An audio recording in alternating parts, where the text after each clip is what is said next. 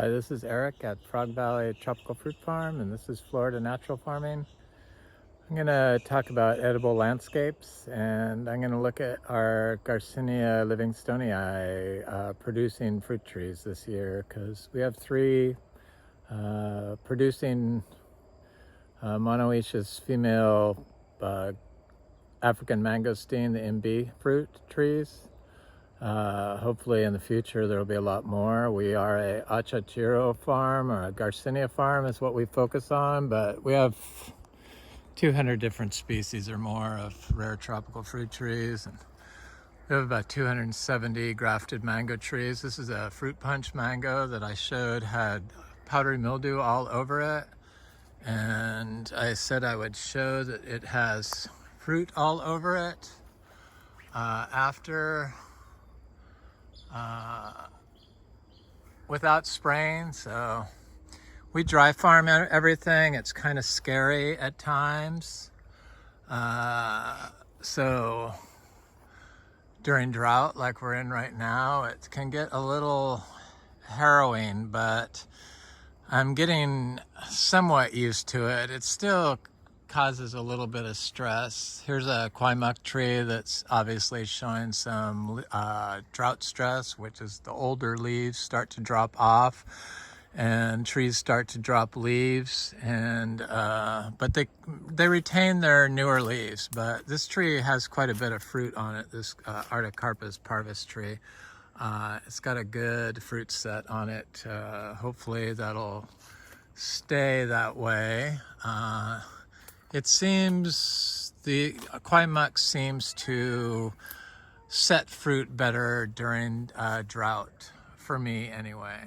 That's what I've noticed. But stuff works differently when you dry farm. It doesn't,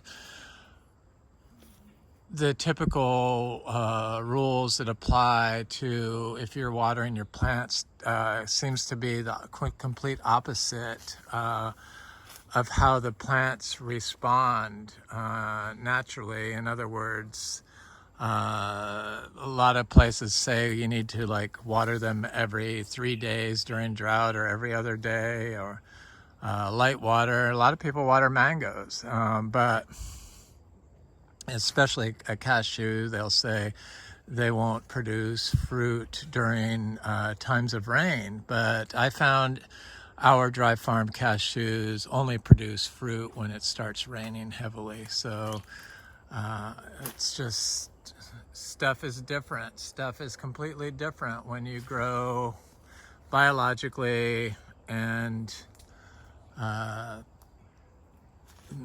you rely on nature for everything basically. So we got quite a bit of mangoes this year. It's been a weird mango year. They started flowering in early November. I thought it was going to be a huge mango year, and then they never set fruit, and they are on their 5th bloom, a lot of our mangoes. In fact, some of our trees are in full bloom right now. Like there's a super Julie tree over there. I'm not going to go over there, but I'll walk by one that's just starting a full bloom, a diamond tree. So it's on their 5th bloom of the year, and this is the 4th bloom that finally set on this fruit punch tree.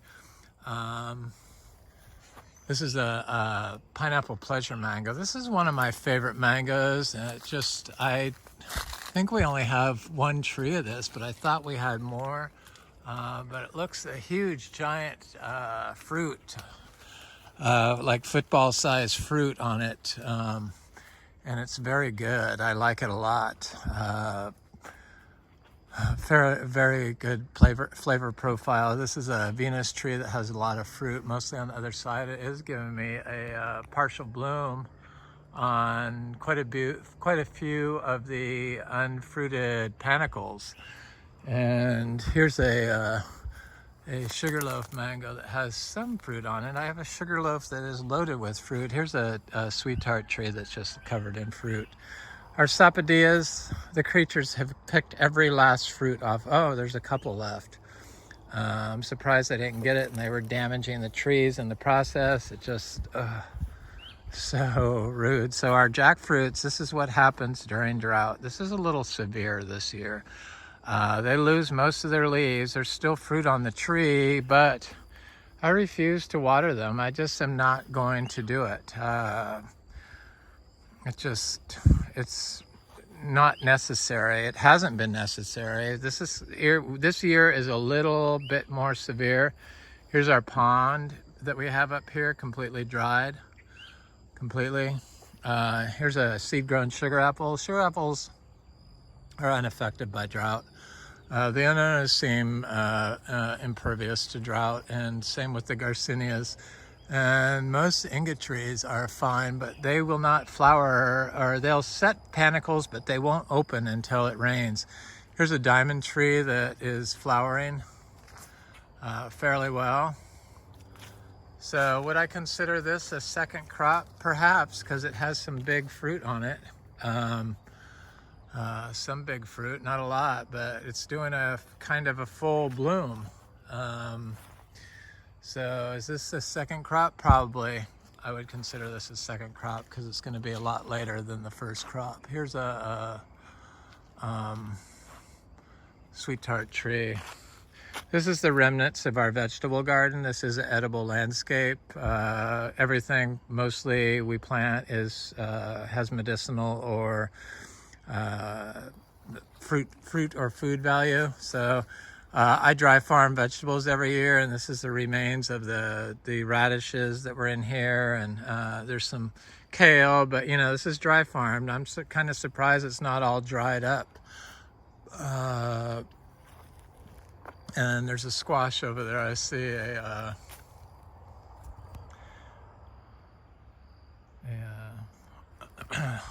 what are those squash? I forget. The butternut squash. This sweet tart tree has a lot of fruit on it. Lots of fruit. I'm working my way over to the Imbe tree. I'm going to also look at some other Garcinia trees on the way. But this sweet tart has quite a bit of fruit on it. Sweet tart has not been a tree that has given us multiple crops. Kind of just one big crop. So this is that Venus tree that is loaded in fruit. I've driven around here looking at other mango trees in the area. And I know there's a big farm further, not a farm, but a big house with a lot of mature, not a big house, but a big lot with a lot of mature mango trees on it. And I don't see any fruit on their trees. This is that sugarloaf tree that has quite a bit of fruit on it. And this is that tree that was producing fruit on its stem and its trunk that I showed, but I'm not sure if it has any on there. But this is that Venus tree. It has some good fruit set on it. It's an African peach. Looks great. So this is lemongrass, and this is moringa, and these are no, this is a calathea called green ice. I like it. Some good looking calathea. Here's our heliconia, which have medicinal properties. In fact, I make my fruit leaf teas, and I always include a heliconia leaf in my tea mix when I make them. I've got lots of little cuttings of Apuntia, you know, to make Nepales, the cacti, but I see popping up because it's so dry. There's one there, there's one over here, there's another one over here. I like how they look. And then, of course, bananas pretty much tie the system together. Still got some jackfruits. This is how the jackfruit roll when it's drought. They just do it to conserve water, and still has fruit on it. Sure, it would be ideal if they kept blooming and produced a lot of fruit, but they will eventually, when they get big, be impervious to all drought. But it's a grafted tree. It's kind of a small tree. Here's a raw sapote that looks totally fine, that's flowering. Here's another sapodilla that has the creature's got all the fruit on it. There's an M4 mango that has fruit on it. Those are wax jambu. So look at those, all those. So people think that natives are drought tolerant, but look at all those little oak trees that all died. The leaves died, much like the jackfruit that loses its leaves. Sometimes this happens. This is like the first year that this has happened to so many small oak trees. All that dead foliage is the oak trees. They haven't died, but they've definitely stopped producing, killed off all the leaves. So they store nutrients before they kill the leaves completely and send them into the roots, like amino acids and stuff from their leaf tissue. So everything is recycled. This is a fruiting Garcinia livingstonei tree. This is a fruit that's very good. It's the African Mangosteen or Imbe fruit tree, and this tree is actually our highest money earner tree of all trees on the farm. I was selling fruit of this tree, this particular tree, for $4 each. Little, they're little tiny mangosteens, little orange mangosteens. They're one of the best tasting mangosteens I think there are that you can get. It's one of the only ones, mangosteen Garcinias, that the fruit ripens after you pick it, so you don't have to let it completely ripen on the tree, and then you can let it ripen almost to where it gets an alcohol type component to it. If it starts getting wrinkly, they're quite good. And the intense orange color, they're full of flavanols and polyphenols that are beneficial to our health. And I always use a Garcinia leaf off of this Garcinia livingstonei tree in my fruit leaf teas that I make. I try to make a 40 species leaf tea from our edible garden, edible landscape we have here. But look at all the fruit on here. So because we have so many of these trees, well, not so many, but we have 3 producing trees finally. I've planted more than 200 of these, and they're coming up. So in the future, hopefully we'll have more, especially since some of these fruit are not pollinated by male flowers. They should produce female tree. So a monoecious female tree should be produced from a non-fertilized flower. The self-fertile female flower should produce a self-fertile fruit tree. So, but it has lots of fruit, and because we have so many of them, I'm fairly certain that the price is only going to be $3 each.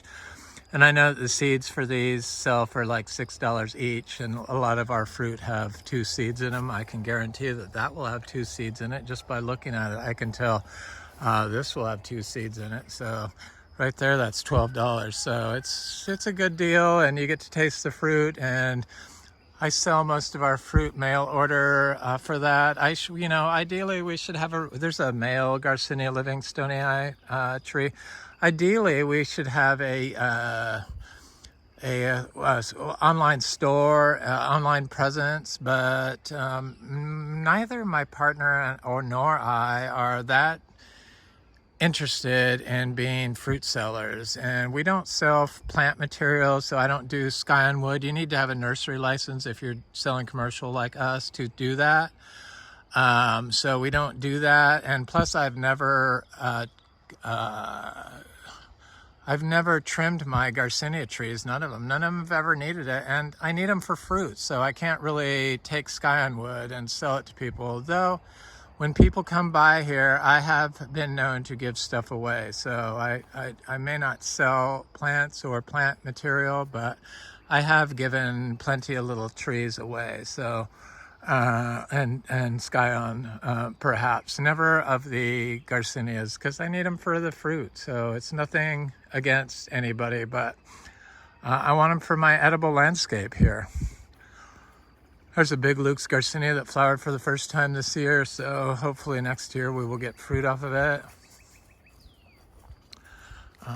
We have about 100 Luke's Garcinias here. Yeah, we're just not into selling fruit. It's like so You know, I wish I had started this farm about 10 years before I did start it, but we just reached a certain age, and it's like, we really don't want to do all that extra work. Here's that red dragon fruit called Bruni. The flower is like, they're closed for the day. You know, they bloom at nights, but what a gorgeous, gorgeous fruit. And then it has a sweet green fruit. These are going to be the fruits. This produces quite well for us here.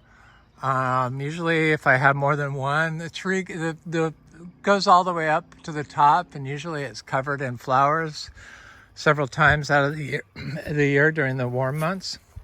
And along here I've got a seed-grown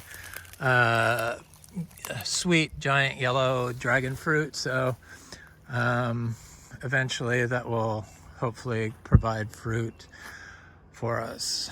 So where am I gonna go? I'm gonna go look at some more Garcinia trees, some more Garcinia livingstonei. So this is all like pigeon peas, and this is katuk, which is looking haggard, but you know, during drought, these will dry up, look dried up like this, but as soon as a little rain comes, they puff right back up. It's nothing to worry about. The pigeon pea, you know, they're biennial, so they don't live forever and ever. And there's so many seeds on them. I offered somebody a lot of these seeds to come by and pick them, but they never came by, and they're gonna start deteriorating. So I don't think they watch my videos, so they probably don't hear that, but they live in Vero Beach. I was kind of surprised that they hadn't made an attempt to come get them. There's a cashew seedling, year old, a little over a year. This star fruit, you know, it's lost most of its leaves down below, but these things produce so much fruit. I'm not a fan of star fruit. This is sweet varieties. Some people do like it. These are Inga spectabilis. Pretty much everything I plant has some sort of food or medicinal value. We got lots of ginger. This is a galangal ginger, several different types of ginger. These are not edible right here. Not everything is edible. We do have some landscape plants, but they're support species. Here's a pomelo, a seed-grown pomelo. I was kind of surprised by the state agriculture inspector that came by here saying that they're still trying to find out how to stop greening from happening. But I said, well, you know, we grow 14 different types of citrus here, pomelo being one of them, from seed, and we don't have greening on any of our trees. So, but you know, logic is not something that is practiced by a lot of people, and they just seem disinterested. It's just, oh well. So look at these oak trees. They're doing the same thing that the jackfruit did. All those yellow or those brown leaves, they're like, and it just affects some of them. Here's a seed-grown citrus there. There's a seed-grown pomelo there. There's a seed-grown citrus here. There's an achachi earl right here. So I have I noticed I have this Garcinia dulcis right here. We grow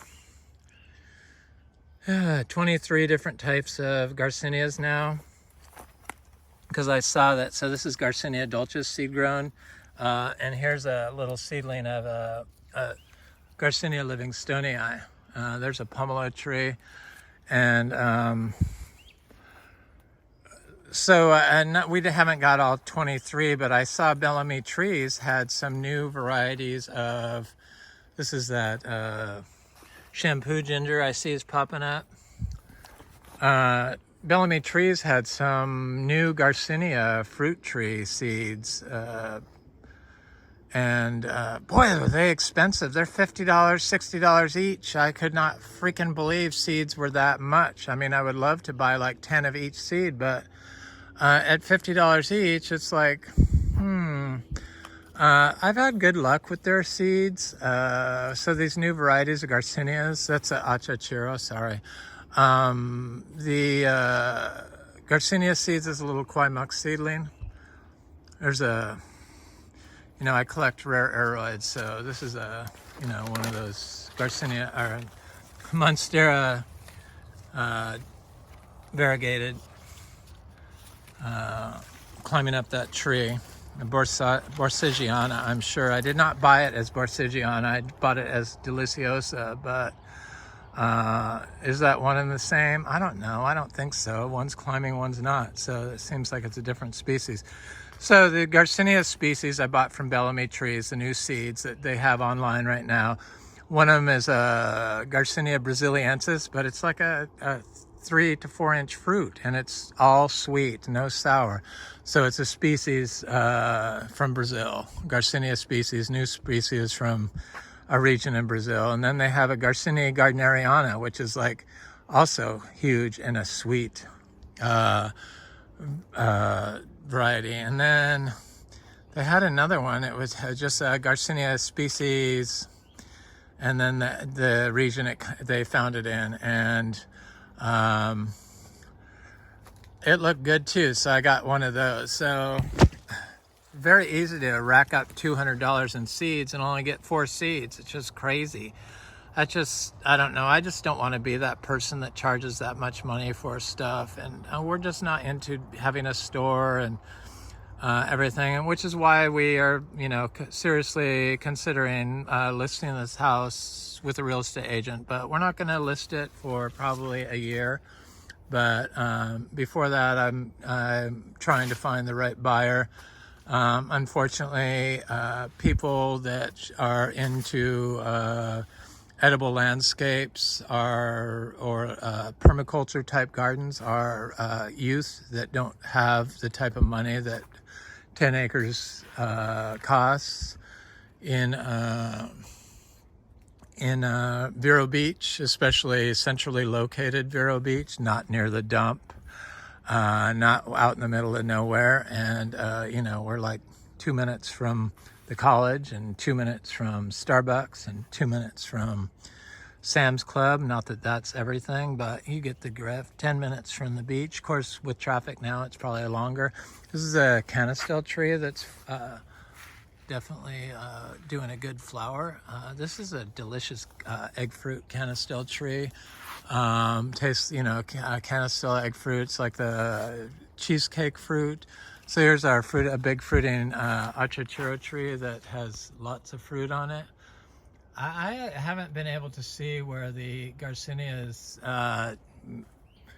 even noticed drought, to be honest with you. I'm so glad that that's what we focus on. This is that Garcinia macrophylla.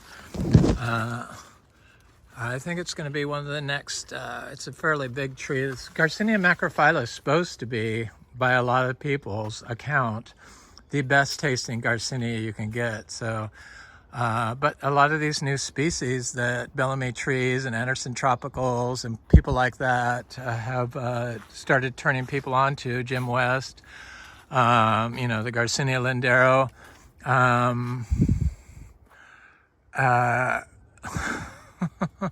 What are you doing? Crazy little bunny. There's so many new varieties that who knows? Definitely, I'm sure there are better varieties than just mangosteen, Garcinia mangostana, which we do grow also. So here's a plumeria. It's not really a food. There's one of those Apuntia cacti. This is a specialty plumeria. I have had a friend. I haven't talked to him in years. That moved here from San Diego, and they collected plumeria, and they traded me for a large. I wanted the tree-sized plumeria, so that's one of them. I can't think of the name. Here's Achachuro, looking good. I got to work my way over those Garcinia livingstonei and other Garcinias. There's a Garcinia, or no, I keep doing that, Monstera deliciosa. That is not the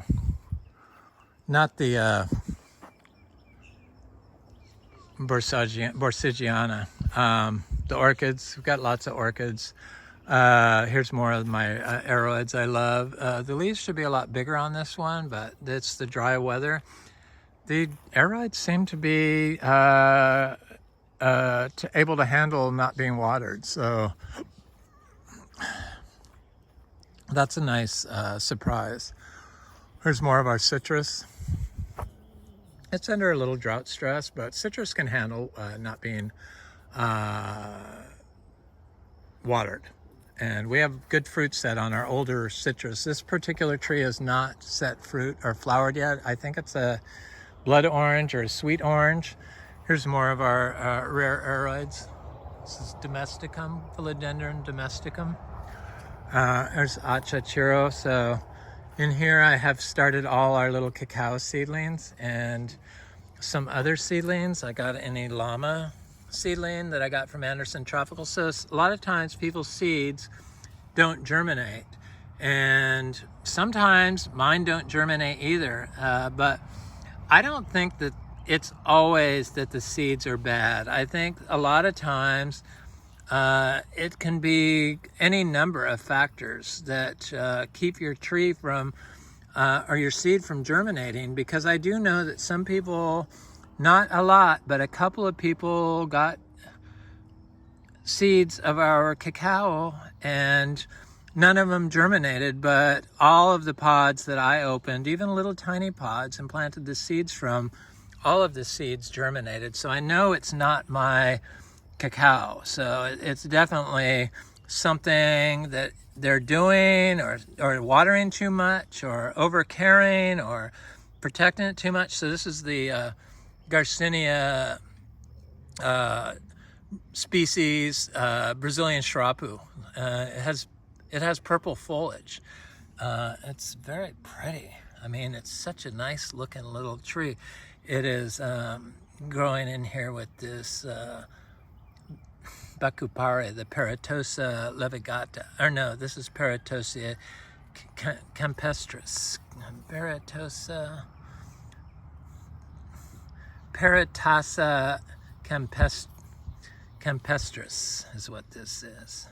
And this is a little citrus I started. This is my citrus I got from Virginia Fruit Lovers, that he turned me on to some Clementino Rubino fruit trees.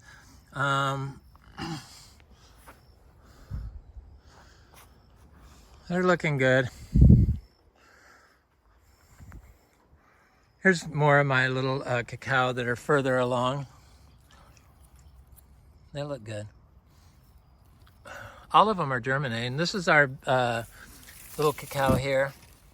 They all are germinating. All the different seed pods germinate. So I do know that the seed pods are germinating. Here's a Theobroma bicolor. I don't know why it tilted over like that. And there's another one trying to pop up there, but it looks like somebody got inside the pot and knocked the stuff over is what happened. That's the thing. Creatures can get in the pots and destroy things. So since I'm looking at Garcinias, I'm going to look at this. My little, my friend Scott gave me some coffee. It's completely 100% drought tolerant. This is a little coffee seedling from my friend Scott called Mocha. He bought from somewhere and gave it to me. Thank you, Scott. It looks very healthy. So in here I have Garcinia lindero right here. I think this is lindero also. And then right there. So they're doing quite well. This is a Eugenia that also is obviously very drought tolerant. I don't know which one it is. My friend Frank gave it to me. I didn't mark it or say what it was. Here's a Puteria burriperia. It seems totally drought tolerant. Small trees tend to do better during drought. I'm not sure why that is, to be honest with you, but that's just what I've noticed. This is a Puteria valesii. It's got some drought stress going on, but it seems okay. I'm not really concerned about it. And then we have the Polyuteria torta subspecies glabra right here. Survived the winter just fine. It's got some new growth coming out. It got attacked by the rabbits. That's why there's only one leaf on it. I'm pretty sure that that is a Plinia inflata seedling, but maybe it's not, because I just plant so much stuff that it is insane. So over here I have planted the Brazilian Charapu and the Garcinia macrophylla species du acre, or something like that. You know, it's a new variety. I'm pretty sure that's who that is. Could be a Madruno and a du acre, but I'm not sure because the leaves are not purple on that one. Here's that Polyuteria macrophylla I just planted. Here's a Talicia Melicoccus oliviformis. Here's I think this is a Brazilian Charapu also, but maybe I'm wrong. I don't know. Here's a Achachiro, and then planted next to it is a Garcinia lindero. I like to experiment. My durians are doing good. Look very healthy. There's a little coffee tree right here. Looks good. There's a little cacao that looks like it's suffering from drought. There's one right there that's totally fine. I'm not worried about the cacao. Here's our big producing cacao tree. It looks like this every year this time of year until the rains come. This is just how it looks. It just produces fruit anyway. We got 30 fruit off of it. It's just, this is what happens. It's a natural response to drought stress, and because this tree has been dry farmed, and the parent was dry farmed by us, it's just, I know not to worry about how it looks. Most people would freak out if they saw this, but this isn't anything to worry about. I'll show you when it starts raining. This is kind of odd for this one to lose all its leaves. This is a cacao trinitoro. We got a little langsat tree. You know, it's like a giant longan. We got a giant keppel, or not a giant, a keppel tree that looks great. It's getting quite large. Survived the winter with 0 issues. Excuse me. And there's a Poulasson tree over here. I might as well look at it. And where's it at? Oh, it's right here. It's quite large. Getting quite large. Of course, you need multiple trees for the Poulasson, so it's more than 10 years I'm gonna have to wait before you get any fruit. I know so many people, excuse me, that are wanting to be fruit sellers and fruit dealers, and you know, they're young, but I mean, really, we're on gonna start our 9th year.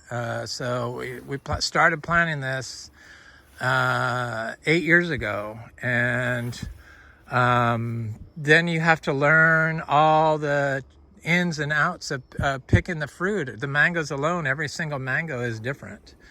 So it's like it's a long learning curve. And ideally, we would have had kids that took over the sales of this farm to deal with the fruit sales, but we don't. So I think possibly we just might, here's a meringue tree, just stop being a farm altogether and just keep this as our edible landscape, because it's not like the fruit won't disappear. It's not like if we don't pick it, it won't just fall off the tree and get eaten by creatures. So just use it as my own personal edible landscape, which is what it is anyway. So we have all this non-edible plants, but they're support species. I wanted them to, they look totally fine with the drought. The gloriosum, this is what I want to landscape all my walkways with, are these rare aroids like this glorious, or gloriosum. We do have glorious and gloriosum. This is philodendron. Of course, this is the end of winter, so the leaves don't look the best. Philodendron Columbia, SP Columbia, looks great. Here's a philodendron linamii, and here's philodendron luxurians that actually has new growth coming out on it. This one's supposed to be very hard to grow, but I found that they grow quite well just being grown naturally. And then of course we have lots of different anthuriums like that pseudospectabile right here. This one, which is in the ground, it's got some damage. I'm not sure what that was from, but it seems fine. And then philodendron maximum, philodendron melanochrysum. We got philodendron or anthurium veitchii right here in the ground, and another one right here. We got the waraquianum, which is right over here, anthurium waraquianum. This is anthurium regali. These are end of winter leaves, so they will start putting out new growth probably when it rains, would be my guess. And I see this philodendron Charonii mascara has, see, some creature got in here and ripped up my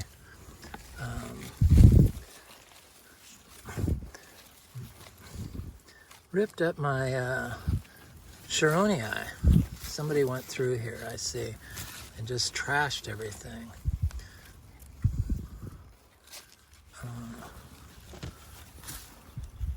They must have went up there too. Squirrels looking for water or something. There's that philodendron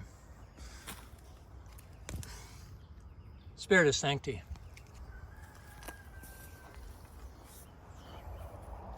The creatures, you gotta love them. They'll just destroy a garden so quickly. They ate my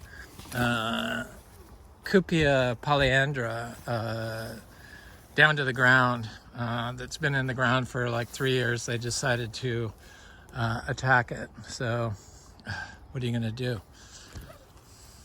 Here's some sort of Polyteria species, a good one, a large fruited one. I'm not sure which one it is. I think we have about 20 different types of Polyteria now.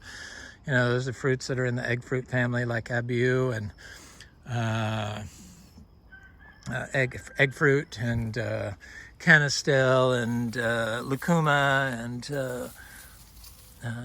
macrophylla and Puteria macrocarpa and Polyteria torta, and you know, there's a bunch of them. Bellamy trees, that was nice. So this is the Garcinia mangosteen, seed grown, that survived the winter and never showed any type of cold stress, none, zero, zilch. I'm fairly certain that we can grow mangosteen here to fruit. It's going to take 10 years, but it's possible. Thankfully, a lot of our achachiros we started planting 8 years ago, so we have some quite large ones, like one producing, and then we have others like this achachiro. Can you see it? Not really. Garcinia humilis, right there in the center of, right there.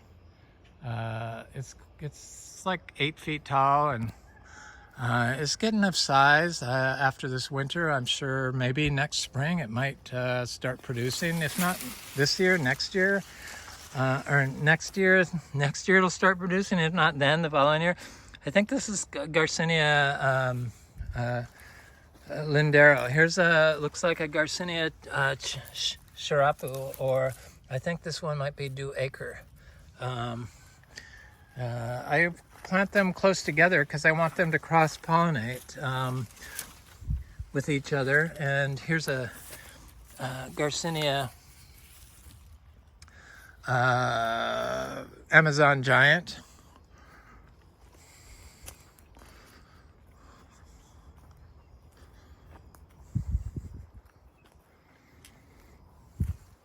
There's a Garcinia. I think that's Mangosteen also. I don't mark them because I figured I will know. This is a cacao that does the thing in the winter. This cacao, part of it's green, part of it's not. Yeah, it's very stressful to see that, but I know that they've been here for several years or a couple years, so I would be surprised if they died, to be honest with you. It's just, they do lose their leaves this time of year, but just seeing it every year, it still is like, oh, you know, it's kind of scary. There's the acre, but I'm learning. I'm still learning. Nobody ever discussed this before. Nobody ever did it before and offered the information up. So it's a giant experiment. And since I'm not really all about getting maximum production, even though we get a lot of fruit, I experiment. So here's a shade living Noclea latifolia, the African peach. Obviously, that is extremely drought tolerant. I found that the African species are extremely drought tolerant. Here's a Garcinia du acre. Or no, that's Garcinia de Bico. Here's an acachero here.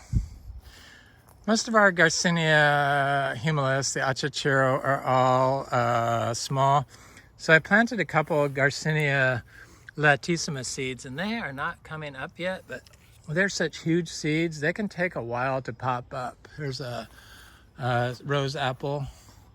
So I'm also really excited about Platonia insignis. It was supposed to be the only species in its class. There's only one, Platonia insignis. Insignis is it, but I saw that Bellamy Trees had a new species of Platonia. I thought there was only one. Is the new species just a subvariant of Platonia insignis? Perhaps, but it could be a new species. So I had to buy one of those seeds also. I think it was $30 since they seem to do quite well. And here's that Garcinia livingstonei tree, the second one, female, that I'm looking at today. And it's, as you can see, these Garcinias, they don't seem to mind any drought, probably because they have a huge, long taproot, but so does cacao. Cacao, though, has non-waxy leaves. These are very waxy leaves. Waxy leaf plants are more likely to form fungal relationships, and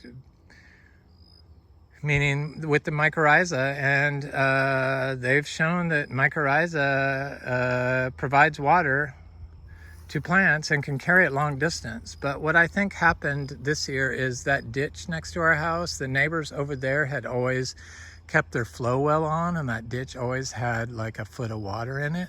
This year it's dry. There's a new neighbor over there, and they're putting in an edible garden, I'm fairly certain. The person that they're hiring has come by here to see this place, Nigel, and but they shut it off, and I'm pretty certain that a lot of the water for these trees from the fungi was coming from that source, so that would transfer water to these trees, like these oak trees that are all turning brown. That's all those little brown trees, that's all oak leaves, oak trees. So I'm looking at this Garcinia livingstonei, unaffected, so you can definitely tell that that is a two-seed fruit, but it has a lot of fruit. And this tree, last year I noticed was a female. Female livingstonei's are monoecious, so they are self-fertile. This one has no males near it, so I know all these seeds are going to be self-fertilized seeds. And there's a lot of fruit on this tree. They just produce a lot of fruit. I don't think you need a male for fruit production, and you definitely don't need a male for viable seeds, and you probably get a monoecious female tree out of a unfertilized female fruit. I don't know that for sure. I'm just guessing. I'm still learning, and eventually I will know, because I'm planting the seeds and testing. So this tree had produced a lot of fruit last year, but it did it off season. Garcinia livingstonei will not set fruit when the weather is too hot. So it set it in the middle of summer and they all aborted. And I know that our other tree, that the bigger tree, the first one I showed you, it for the first time set 2 crops, but it continuously bloomed throughout the summer, but never held any of the fruit after the first big crop that it set in spring. But then in the fall, it was still blooming and it set fruit because it had cooled off just enough for the fruit to hold. And that's why we got 2 huge crops off that tree. Something that I couldn't find any other person that had multiple crops off Garcinia livingstonei online. I'm sure somebody else has done it, but I couldn't find any reference to it anywhere. So to get this tree to start blooming at the correct time, I dumped a pile of our daily compost. It's just grass, hay, and our miniature zebu manure that I clean out of the barn and put there. So it's just, that's all it is. And so I put it there and now it bloomed at the right time. And so hopefully we will get fruit off that this in like a month, I think. I think that's when it'll be ripe. It fattens up pretty quick. So I'm excited to see that.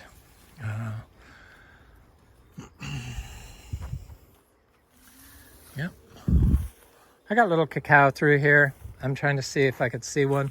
Here's one right here.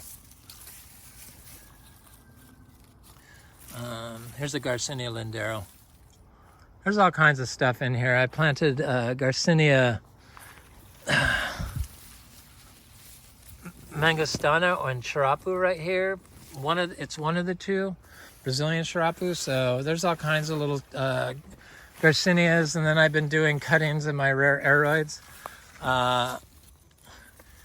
everywhere that so that it landscapes everything. There's some Garcinia. Here's a little cacao right here. The younger trees will hold their leaves before the older ones. Here's a madruno right here. Madruno. Or no, lindero. Garcinia, it looks like somebody was in there. For sure, whatever went through there and dug up everything. Could have been a squirrel. Here's a seed-grown citrus that, you know, this is what they do when they're under a little drought stress. The leaves will curl up a little bit, but as soon as they get some rain, unlike the cacao, they do have waxy leaves like the Garcinias, and much like the rose apple. So I'm sure because they have more higher fungal relationships that they are more likely to be able to withstand the drought stress.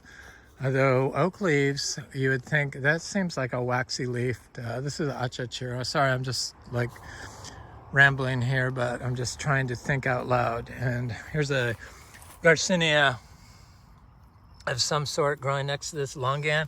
There's a little Garcinia livingstonei.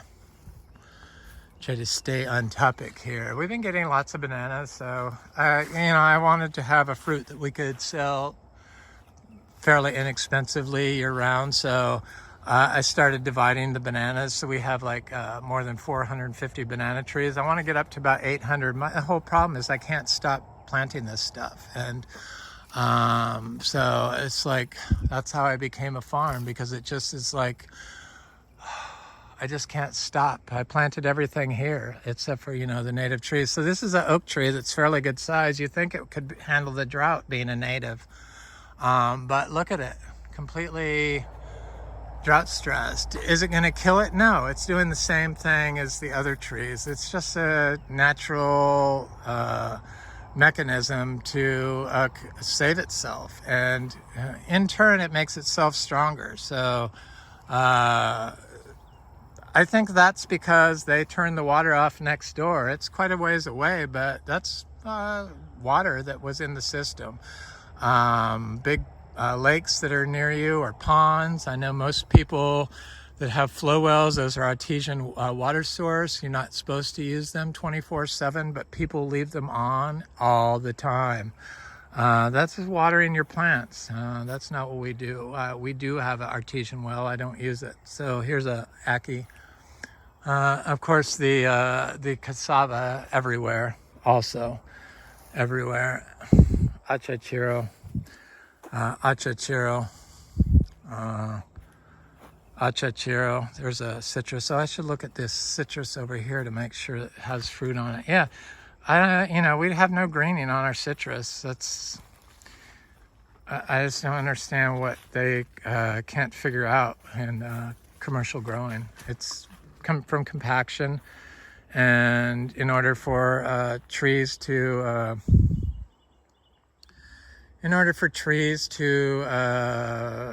handle pest pressure or systemic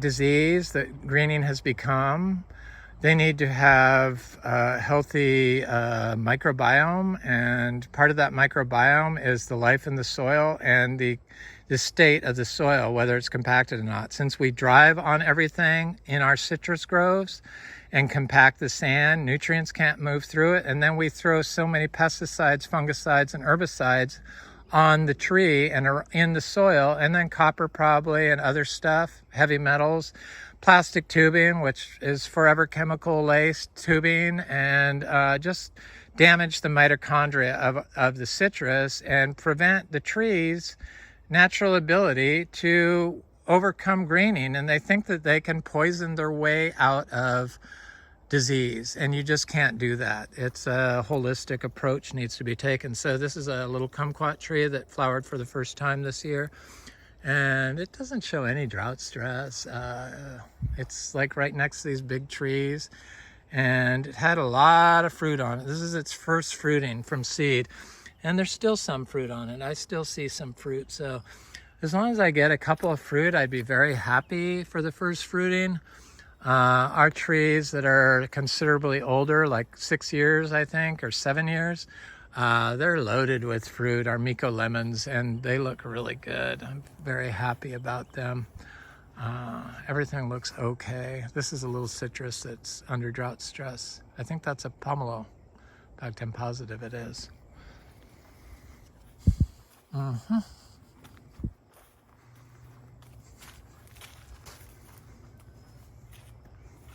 Almost done. I'm working my way over to that last Garcinia livingstonei tree. This is a wumpy tree. It's drought stress, but look at this oak tree. Drought stress. Who'd have thought oak trees could get drought stress like that? I didn't. No way. Here's a achiro. Here's a key lime. That flowered for the first time this year, but it did not set fruit. Here's all of our citrus is seed grown, all 14 species. Here's a hybrid Garcinia Braziliensis with Gardneriana. It's got oblong, like roundish fruit, big fruit. There's quite a bit of fruit on here. I couldn't see it before, but I see lots of fruit. It's definitely a hybrid. Here's a Miko lemon in full shade. Looks good. It's under a little bit of drought stress. There's an Oz turkey, the Australian mulberry. It's supposed to be a good one. I've tasted it. It's good. Here's an achachiro. This santal tree looks very drought stressed, and my other santal trees didn't lose any leaves. This is a bad location. Here's a drought stressed cherry of the Rio Grande. Here's a drought stressed world's best mulberry. This thing had so much fruit on it. It looks fine. That's just what trees do to save themselves from drought so that they don't die. All these leaves from this black sapote, fine. We have black sapote fruit still. So here's our big producing Garcinia hombromeana tree. Our little cashews are looking good. Got about 200 cashew seedlings here. There's one there, there's one there. There's a little sapodilla here. So this tree has fruit all over it. This Garcinia humbromiana tree. And I'm very excited to try to get to taste this fruit. Would be the first time I get to taste it. So here's a true Garcinia gardneriana. So I can't wait to get that Garcinia gardneriana with the giant fruit that's totally sweet. I wonder if you can eat the flesh on the Braziliensis version, because on Garcinia Braziliensis, which is what this is, you can eat the flesh, or the skin, the skin. But it's supposed to be a giant fruited one, and sweet. And it's sweet when it's ripe, but the description of the flavor of the fruit on the tree from Bellamy, it was like, whoa, it sounds so good. It just sounds incredible. This has a lot of fruit on it, this tree. This is good fruit. It's my favorite lemon drop mangosteen. Here's a male humbromiana tree.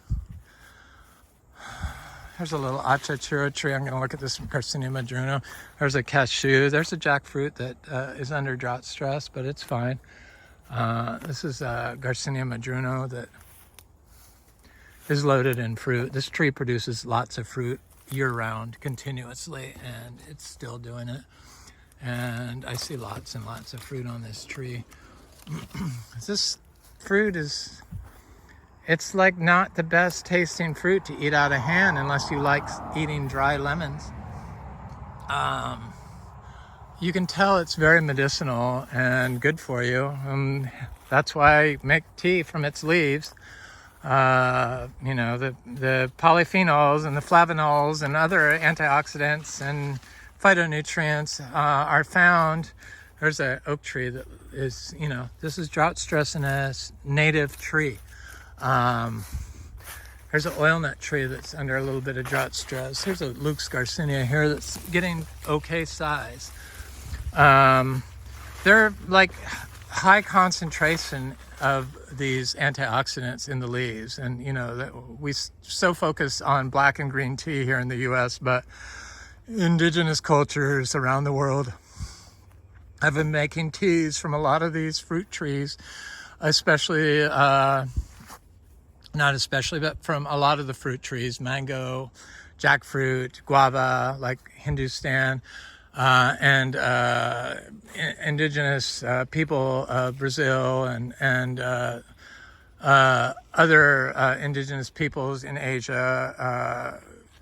They just make fruit leaf teas from the trees, from the fruit trees. So all you have to do is go on the National Institute of Health, look up the Latin name of the fruit tree, and NIH, type the Latin name of the fruit tree, bioactive compounds, Garcinia livingstonei, NIH, and you'll get the results of the bioactive compounds in the species you're looking for. So here's the third female Garcinia livingstonei, and as you can see, this tree is loaded in fruit. It's a little smaller tree than the rest, but you know, everything was planted at different times here. As I could find trees and seeds, I planted the stuff. And when I first started, it wasn't that long ago, but you could not find a lot of these fruit trees. It just was like next to impossible to get quantities of them. Otherwise, I would have 40. I didn't realize the African Mangosteen was such a good fruit and so easy to produce, but I do have a lot of trees, but most of them are male trees. I bought some Garcinia Lukes from a source, and they sold me Garcinia livingstonei. So maybe I misheard when I requested, or maybe they misheard me. I don't know who was wrong, but I don't regret buying those trees. I'm just saying that's why I don't have more of everything, and why I'm a little slow on my Lukes fruiting, because really I should have a fruiting Lukes by now. But it's coming. We do fruit 8 different types of Garcinias, and this is one of them, the Garcinia livingstonei, the African Mangosteen, the Imbe tree, and this is why I'm going to be able to sell this fruit for $3 each this year. Hopefully it won't get bought up by the big seed sellers, but it's first come, first serve. And if I could sell all the fruit in one scoop, I'm happier. You know, like I said, we don't really want to be a farm. We didn't realize that we wouldn't like to sell fruit. I don't know why we couldn't realize that, but that's the state of affairs here. And this is our edible landscaping, and it's looking good. I'm trying to think if I have cacao in here. We have all kinds of different stuff. All this ginger and stuff, the ginger and the heliconia. And then we have some Yapan holly up here. You know, that's the indigenous holly. And then there's grapes. And then all these, there's a Luke's Garcinia.